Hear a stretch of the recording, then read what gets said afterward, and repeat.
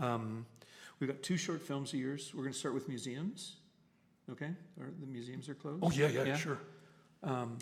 Everybody good with us? We're all hanging in? Let me figure out where I am.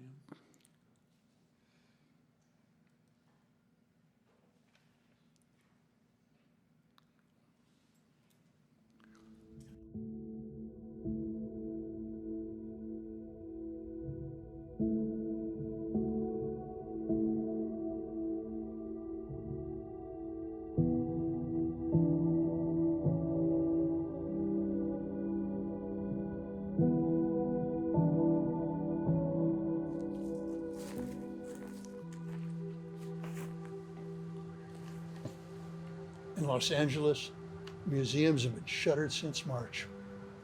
I've been going to them anyway, even though they're closed. And I've been making pictures of them to remember what life is like right now.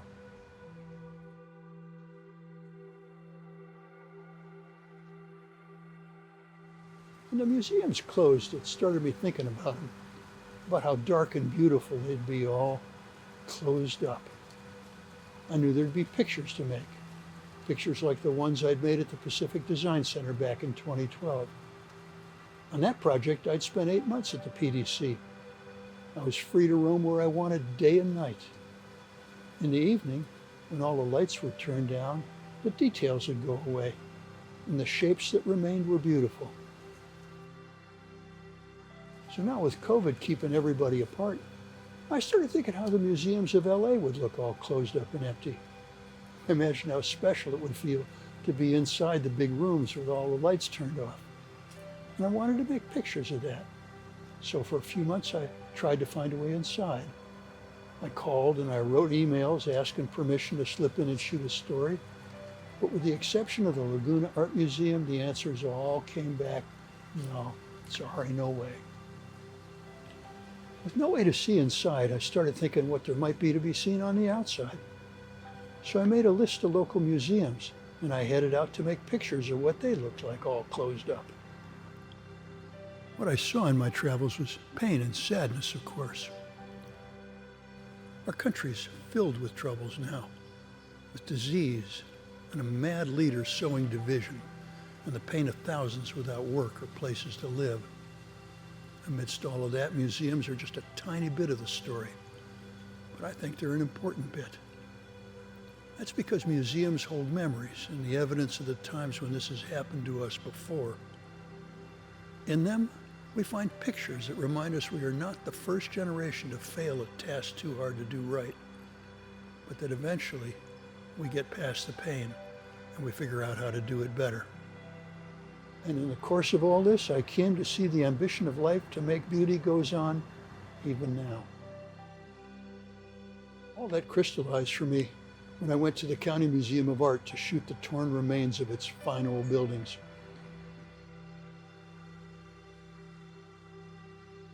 I was wandering down Wilshire Boulevard shooting pictures of the ruins, and eventually I got as far as Chris Burden's lampposts, which the museum has kept functioning through all of this. I made pictures amidst the lights for a while, and I was just getting ready to call it quits when something special happened. A family celebrating a quinceañera came to make pictures of their daughter in front of the lights. They appeared out of the darkness, the girl looking like a fairy princess. And they stopped for a minute to adjust her dress and fix her hair, and then they walked her up to the lights. They posed her before the lights, and they began to make pictures. And that moment took my breath away. They had come to celebrate her by standing with art in the middle of destruction. And in that moment, I knew again that the battle of light and darkness is always going on. I wish I had a greater part to play in fixing what's going on right now. But at 78, I'm afraid I'm more reflective than active. In my current mood, it had been easy to see signs of trouble. But until I saw the quinceañera, I'd stopped looking for signs of people persevering. After I'd seen that girl in front of the lights, though, it was easier to look for signs of life in the wreckage. So I stayed for a while making pictures. And then I headed out to make some new signs of my own.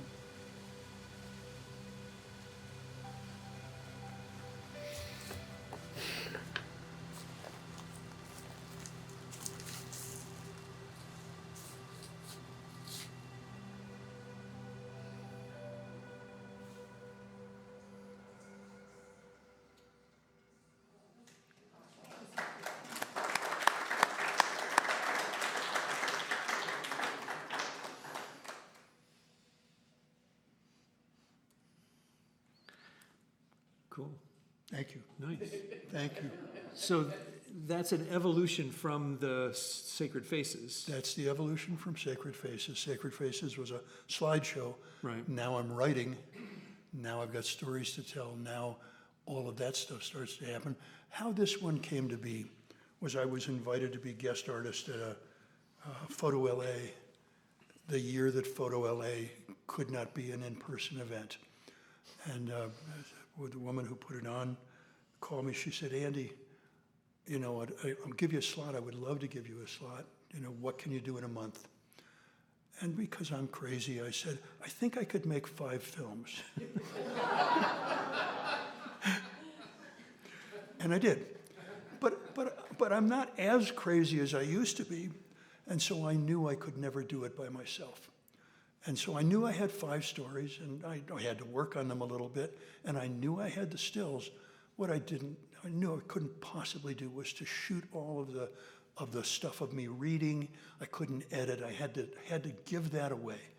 And so I got 2 or 3 people. One, a woman friend of mine, a wonderful director and cinematographer, and she did 2 or 3 of them. This film was shot by a young man named Bamba Kimball, who was still a student at Art Center. He was probably 20, 21, something like that. And one thing I really, really love is giving away control. I don't love it before I do it, but when I can find a way to let go, it always gets better and more wonderful. So I met Bamba, and we agreed we would shoot the stuff of me reading at the house, and I had this whole idea of where we would do it and everything, and Bamba came and he walked around and looked. He said, would you mind if instead of shooting it in the house, I had said the house because I knew the sound was going to be easier to control, neighborhood sound. I said, would you mind if we shot it in the backyard? I said, yeah, maybe, I guess it, so he goes out and he says, how about here? And I said, okay. He said, can we bring a chair out here? And then once I was seated in the chair, he said, would you mind if I put one light on this? And he made that. That's great. I was so excited. I said, oh my God, I'm so lucky. I got somebody who got what I was trying to do and added to it. And that's the thing that when you're a still photographer, you are so often on your own. You're so often your whole resource, And the one thing about making movies that is beyond compare is when you get to work with a bunch of people in the band, when everybody's aimed in the same direction. And that was the first time I ever had that in my life in that way, and it was so wonderful. Well, it makes such a difference, too, because today personal filmmaking is this. Yeah. Right? Yeah. And everybody's not only a cinematographer, but a screenwriter and a director and an editor, and, and, Me too. And shooting really bad sound and all that. So you're like doing it as you're getting into as much of a crew as you can get into to do it the right way. Oh yeah. I love shooting on the road. I've always loved the road. And I'm fortunate my wife does not like the road with me. But I have a good friend who loves to drive and is happy. He's like a Teamster. He sits in the car. I say, Bob, I'm going to get out. I'm going to go over there. It's going to be beautiful. He said, I'll wait.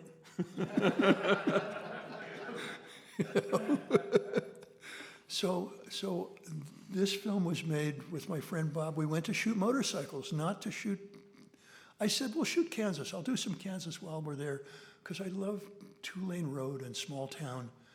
And I love that because the evidence of earlier America remains. The stuff of my childhood, and I'm looking around. You guys are all too young, but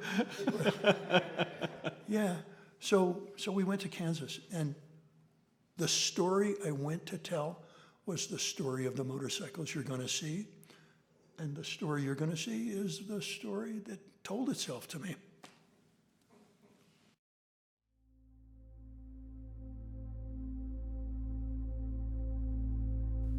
The light is good here. In October, the sun is not directly overhead. There are long mornings and deep afternoons when the sun gives shape to the landscape.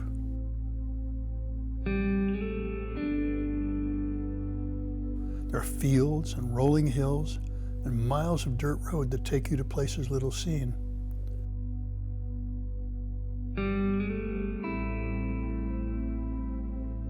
There are towns, hundreds of them, each with its own main street, and houses that spread out for a few blocks, each unique in its own way, all alike in that they are shrinking.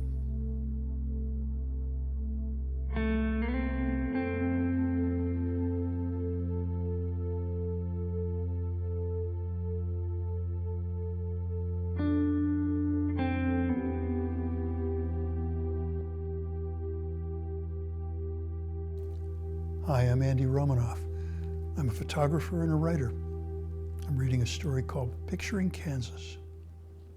Kansas came to life, its American white man's life, in the mid-1800s. Pushing the Indians aside, the new American settlers tore up the prairie, then put down railroad tracks and built small settlements. Places where farmers could bring their grain and send their children off to school. The towns prospered as long as farming was the work of families and muscle supplied the labor. Then machines came and farming got bigger, the work of combines and capital, and the small farmer was pushed aside. We results, we city people. Cheap food and plenty of it was a lot more visible to us than the farmers leaving their land, and the towns slowly shrinking. Over time, the unplanned economy worked in its unplanned way. Where there is no work and no meaning, the people drift away.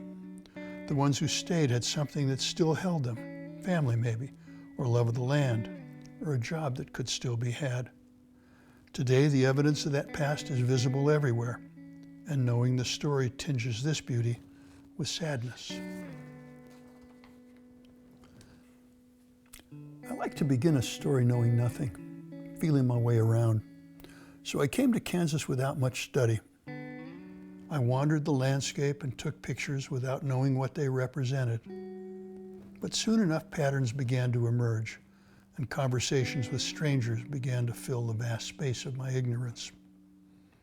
From nothing, I came to know just a little bit more, what I could see in a week, and what I gathered from my new friends and learned in books. So these words and pictures are only the first results, what I got for poking around a little. This isn't a definitive statement, just a pin on the map. Kansas is where the prairie begins. In the old days, it swept west from here for hundreds of miles. It was a sea of grass so high that the early travelers walked for days without seeing where they were going. They talked of it as an ocean to be endured, and it unsettled them. I didn't know any of that when I first saw it, only that I was standing in the middle of a living thing different than any I had ever known. Dotting the landscape are tiny towns that offer respite from the road. They're quiet, shady, and they only go on for a few blocks. Between the towns, there are thousands of miles of dirt road, a mesh that connects the people to the fields and to one another. Wheat is grown here, and milo, soybeans and corn. The entire state is crisscrossed by dirt roads so farmers can get their crops to town and to market. In the towns, there are grain elevators and storage silos. I came to know that when I saw a silo on the horizon, pretty soon I'd be coming to a town. And when you come to a town, you find railroad tracks, and soon enough you'll probably see a train. All over Kansas, if you sit quiet for a while, you'll hear the sound of a train somewhere in the distance. And any place the train stops, you'll still find life. But if the train passes a town without stopping, then life is only hanging on. This is the Volland store. It's an art gallery set in a ghost town about 8 miles from the nearest living village. Until the 60s, the train stopped here, but after that, it just kept on going. The Volland store is a uniquely Kansas treasure, an abandoned building far from anything. It was saved from destruction, restored and repurposed. It sits alone in the fields, far from people, but it draws life to itself with its sense of purpose.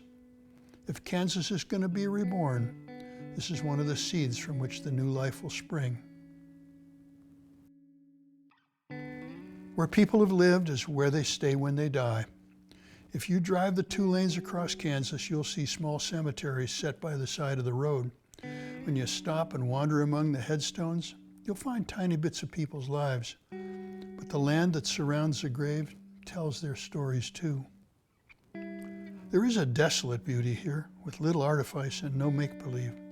The winds blow and the light fades, and there's no one around to interrupt you in your thinking.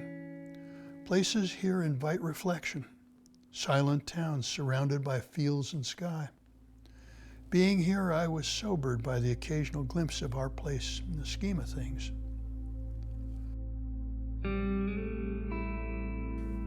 Only 2 years in the 1860s, that's all the time the Pony Express lasted, but its imprint on American consciousness remains even today. This Pony Express station stands alone in its bit of prairie as it did when it was new.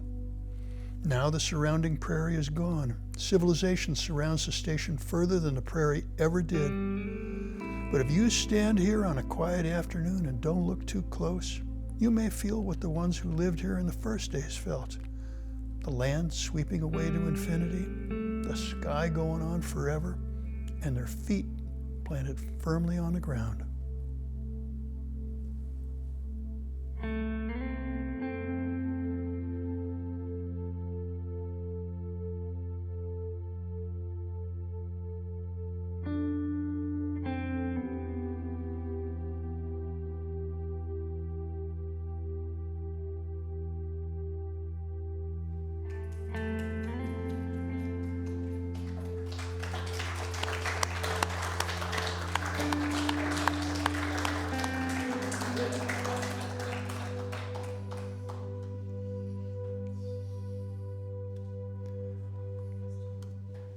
So I just want to say that I think a lot of us, I mean, a lot of people in here in this room have made books, and books have been the sort of the accessible medium for taking collections or looking through archives or getting work out to where it can be seen, but this gives me a whole bunch of new ideas.